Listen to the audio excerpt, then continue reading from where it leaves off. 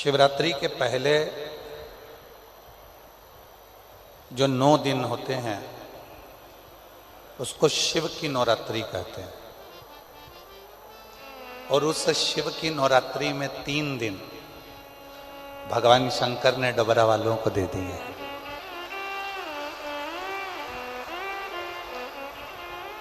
आवाज के लिए थोड़ा सा करो, आवाज नहीं आ रही।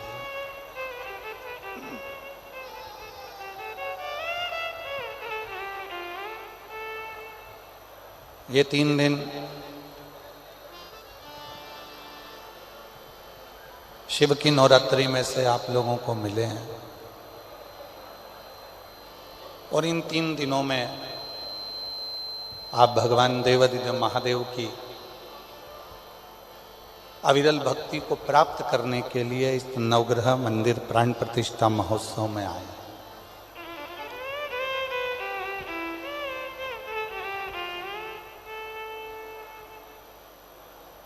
कितना कितना आप ग्रहण करते हैं, कितना आप अपनी जिंदगी में उतारते हैं, यह आपके ऊपर निर्भर करता है।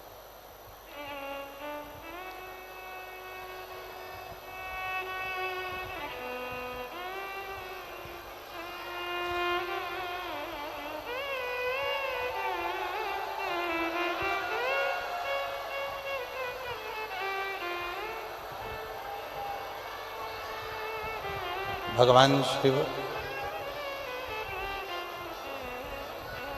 ओगढ़दानी त्रिकालदर्शी कैलाशी अविनाशी, भगवान शिव की कथा कहती है कि जितना विश्वास आप देवाधिदेव महादेव पर करेंगे, जितना भरोसा आप भगवान शिव पर करेंगे, उतना शिव आपकी तकलीफों को मिटाने के लिए, दुख को मिटाने के लिए आपके दरवाजे पर खड़े मिलेंगे, उतना।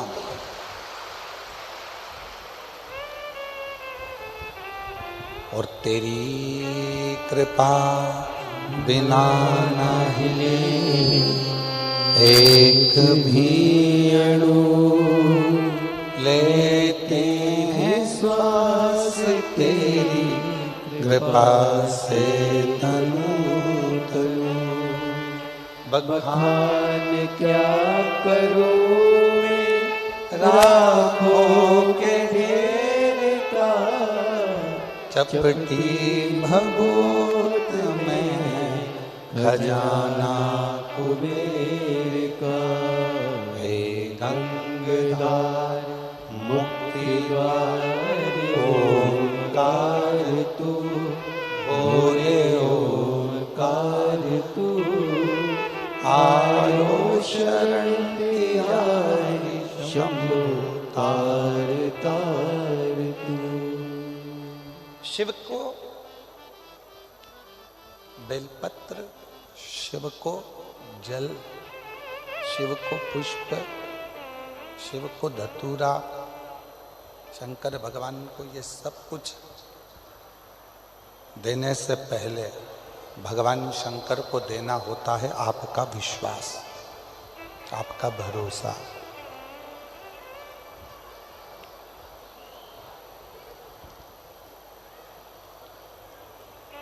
हम बेलपत्र चढ़ा रहे हैं, हम धतूरा चढ़ा रहे हैं, हम जल चढ़ा रहे हैं, सब कुछ हमने भगवान शंकर को दिया।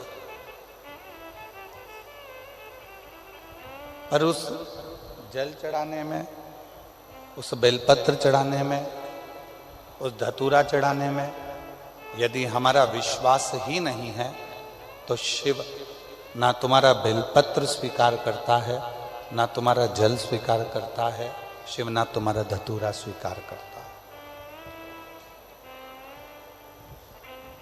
रामचरितमानस में तुलसी बाबा जी ने शंकर विश्वास रूपिणो, शिव को विश्वास कहा है।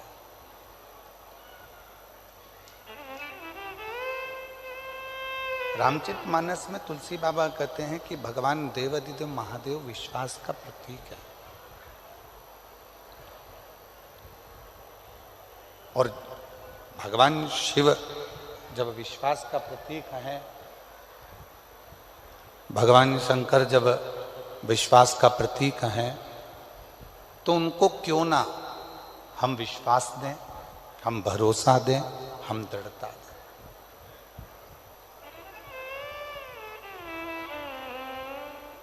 सब कुछ शिव जी को दे देते हैं।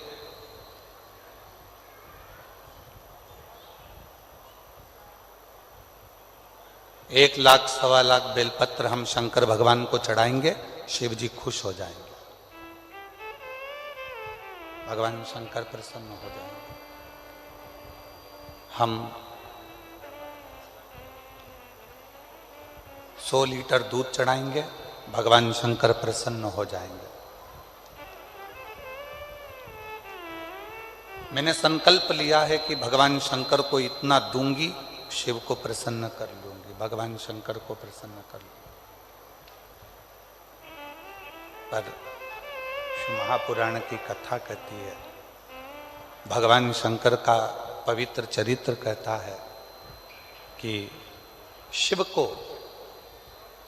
ना तुम्हारा 100 लीटर दूध चाहिए, शंकर भगवान को ना तुम्हारी 1.25 लाख बेलपत्र चाहिए, शंकर भगवान को तो केवल पवित्र मन से और पूर्ण भरोसे से एक बार पंचाक्षर मंत्र नमः शिवाय कह लिया, षडाक्षर मंत्र ओम नमः शिवाय कह लिया, या श्री शिवाय नमस्तुभ्यम कह लिया, शंकर भगवान उतने में तुम्हारा कल्याण करना प्रारंभ कर देते हैं। उतने में ये स्पीकर चल रहा है, चल रहा है, स्पीकर और नहीं चल रहा है, सुनो। शिव उतने में स्वीकार कर लेते हैं, भगवान शंकर उतने में स्वीकार कर लेते। शिव तुम्हारे विश्वास से प्रकट होते हैं, भरोसे से। 3 दिन मिले हैं शिव महापुराण के लिए। नवग्रह भगवान की प्राण प्रतिष्ठा के अवसर, और सारे ग्रहों में 2 ग्रह ऐसे हैं, एक मंगल और एक शनि, जो व्यक्ति को देते भी खूब हैं और व्यक्ति को उसके कर्म के अनुसार उसको दंड भी बहुत देते हैं।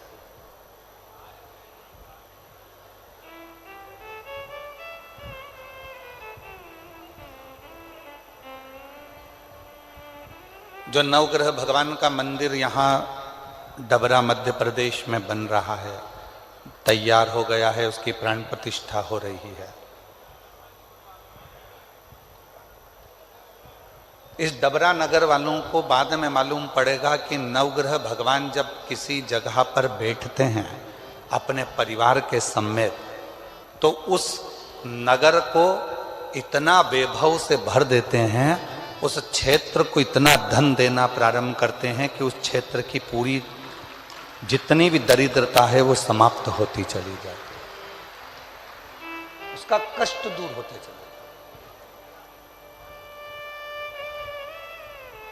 और एक भी ग्रह, यहां विद्वान संत आएंगे, साधु आएंगे, गुरु आएंगे, तपस्वी आएंगे, और भी विद्वान संत यहां पर विराजमान है। किसी भी विद्वान संत से जाकर पूछिएगा, साधु से जाकर पूछिएगा, गुरुजन से जाकर पूछिएगा कि जितने ग्रह हैं, ये 9 ग्रह किसकी ऊर्जा से, किसके तेज से और किसकी प्रबलता से चमकते हैं और दुनिया को चमकाते हैं, तो सारे संत कहेंगे कि शंकर भगवान की कृपा से ये सारे ग्रह चमकते हैं और सारे ग्रह चमकाते हैं। ये सारे ग्रह चमक भी रहे हैं और चमका भी रहे हैं सारे।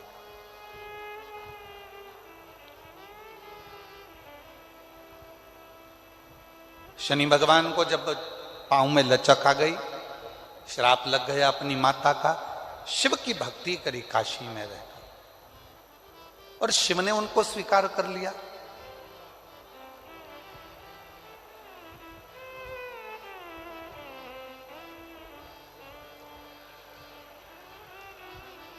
नवग्रह देवताओं में से एक ग्रह ऐसा है मंगल, जो भगवान शंकर के द्वारा प्रकट किया गया।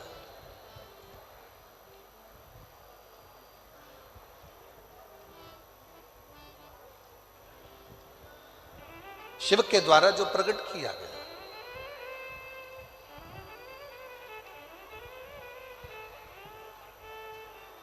स्कंद पुराण का अवंतिका खंड, स्कंद पुराण का अवंतिका खंड, गीता प्रेस गोरखपुर की अगर स्कंद पुराण आप पढ़ते हो, उसका अवंतिका खंड निकालेंगे तो पृष्ठ संख्या 721। स्कंद पुराण के अवंतिका खंड के गीता प्रेस गोरखपुर की अगर आप स्कंद पुराण पढ़ रहे हैं तो उसकी पृष्ठ संख्या 721 में वर्णन मिलता है अवंतिका खंड में कि एक कनक दानव हुआ।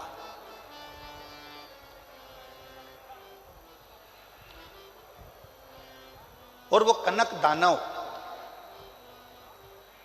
इतना उपद्रवी था, पृथ्वी को जहां जहां पर खड्डे नहीं थे वहां खड्डे कर देता था, वृक्षों को तोड़ देता था, जल को दूषित कर देता था, अग्नि को दूषित कर देता था, वायु को दूषित कर देता था। इतना कष्ट देता था वो कनक दानव कि सारे देवता परेशान हो गए।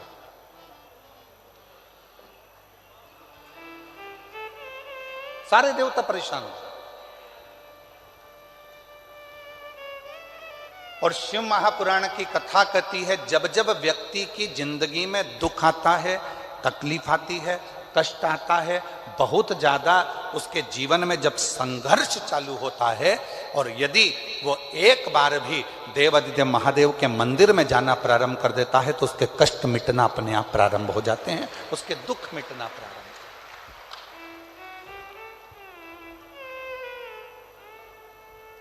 देखिए 3 दिन मिले हैं और हमको मालूम है कि शिव पुराण इस क्षेत्र में हम बहुत साल पहले दतिया में आए थे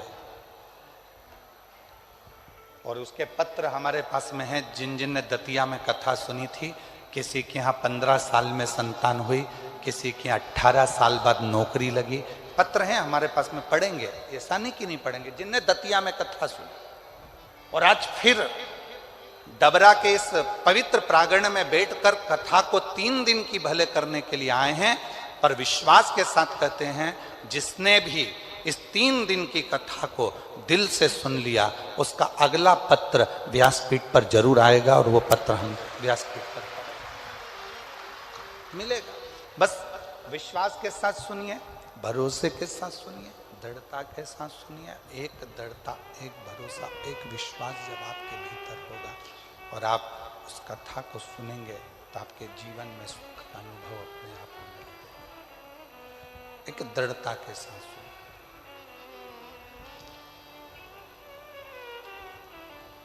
कनक दानव अवंतिका खंड स्कंद पुराण वर्णन कर रहा है। कनक दानव पृथ्वी को खोद देता है।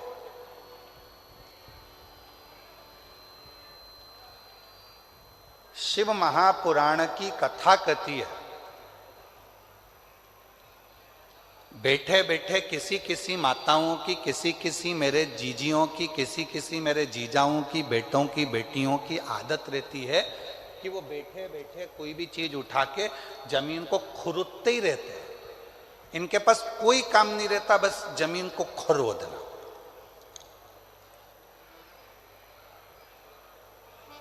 फ्री बैठे रहेंगे तो अपने नखून के पास में जो खाल निकलती रहेगी उसी को खरोदते रहेंगे। किसी किसी की आदत रहती है, पैर में अगर कोई खाल निकल रही है तो उसी को निचोड़ते रहेंगे, निकालते रहेंगे, खोदते रहेंगे।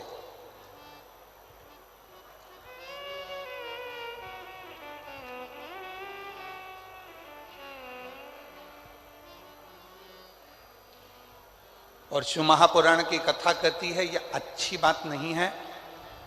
पृथ्वी पर बैठे हो, आसन पर बैठे हो या घर में किसी भी स्थान पर बैठे हो, उस समय पर ना तो पृथ्वी को खरोदो और ना अपने शरीर की उंगली हो, हाथ हो, शरीर का कोई अंग हो, उसको खरोदना नहीं चाहिए। इससे दो चीजें आती हैं, एक कर्जा भी बढ़ता है, दूसरी दरिद्रता बढ़ती है।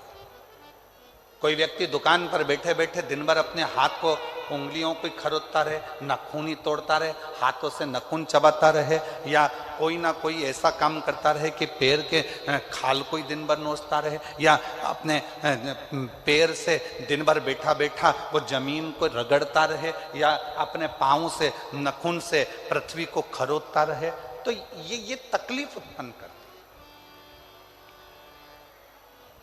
ये हमको दुख देता है, ये दरिद्रता भी देगा और हमको कर्जे में भी लाकर छोड़ देगा, दोनों चीज देगा। अब कनक दानव पृथ्वी को खोद देता है, जहां जाता है वहां दिन भर खरोता खरोता खरोता खरोता पृथ्वी को जाता रहता है। जहां कहीं वृक्ष मिल जाते हैं उनको काटने के लिए, उनको तोड़ने के लिए तत्पर हो जाता है। क्यों तोड़ना? किसी किसी की आदत रहती है, बगीचे में या जमीन पर चलते चलते खेत खलियान में चलेंगे, एक डंडा हाथ में ले लेंगे। अब उस डंडे का क्या करना है? कुछ नहीं करना, छोटी सी डंडी हाथ में ले ली, छोटे छोटे पौधे लगे हुए हैं, तो खेत में चलते चलते इधर मार उधर मार उधर मार, जितने छोटे छोटे पौधे लगे रहते हैं उनको तोड़ते तोड़ते उसकी जाने की आदत होती है। पर शिव महापुराण की कथा कर रही है, उस पौधे ने तेरे को कुछ बिगाड़ा, उस पौधे ने तुझसे कुछ कहा? वो तो एकांत में है, एक और है, साइड में है, तेरे रास्ते में भी नहीं आ रहा। मान लो तेरे रास्ते में आता तो तू उसको तोड़ते हुए जाता, चल जाता, पर किसी पौधे में डंडा मारा, किसी पौधे में हाथ मारा, किसी की पत्तियां नोची, किसी के पौधे को तुमने तोड़ तोड़ा के नचित कर दिया। ये शिव महापुराण वर्णन नहीं करती। भगवान शंकर प्रकृति के देवता हैं। शिव जी को प्रकृति का देव माना गया।